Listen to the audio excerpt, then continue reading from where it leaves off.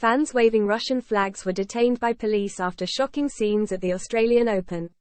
Tournament organisers moved to ban all Russian and Belarusian flags at Melbourne Park after a Russian flag was on display during a match involving a Ukrainian player. But footage taken after Novak Djokovic's semi-final win tonight showed Serbian and Russian fans celebrating together with Russian flags on display. At least one flag, held by a man wearing a T-shirt with the pro-war Z symbol, included the picture of Russian President Vladimir Putin. The chant, "Serbia, Russia," could also be heard. A Tennis Australia statement said, 4 people in the crowd leaving the stadium revealed inappropriate flags and symbols and threatened security guards. Victoria Police intervened and are continuing to question them. The comfort and safety of everyone is our priority and we work closely with security and authorities. The incidents followed Billie Jean King saying earlier in the day that the ban on Russian and Belarusian players should be lifted at Wimbledon. 2 Belarusian players, Victoria Azarenka and Arina Sabalenka, could meet in Saturday's Australian Open final after winning through to the last 4. But both were banned from SW19 last year and the All England club are now considering whether to reimpose the suspensions for this year's event. Unlike the 3 other Grand Slams and the WTA and ATP tours, players from both nations were not allowed to play Wimbledon because of the invasion of Ukraine. Asked about the bans, King said, "Just keep it the same way as the other ones are. Life is too short. Just have them play and get their money. I think it's important. The WTA was started for that, so we'd all have one voice, too, to help protect players."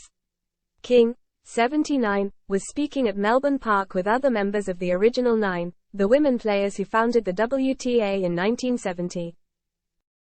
Number 5 seed Sabalenka is still the highest-ranked player left in the women's draw after beating Donna Vekic 6-3, 6-2 and she will now face world number 45 Magdalena.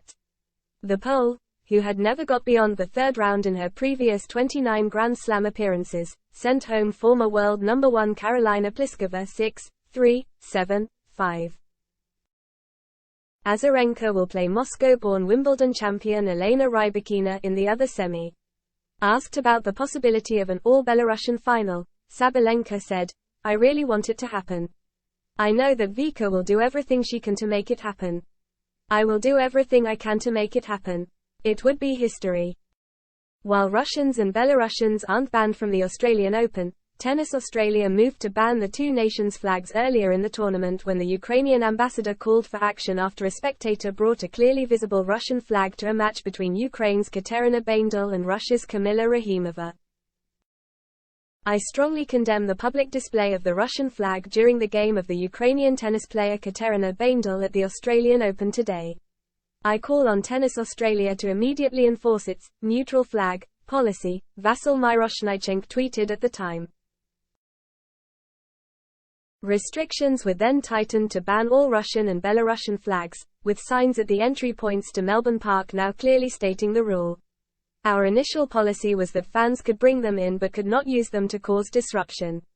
Yesterday we had an incident where a flag was placed courtside. The ban will be effective immediately. We will continue to work with the players and our fans to ensure that this is the best possible environment to enjoy the tennis," Tennis Australia said after the incident during Baildl's victory.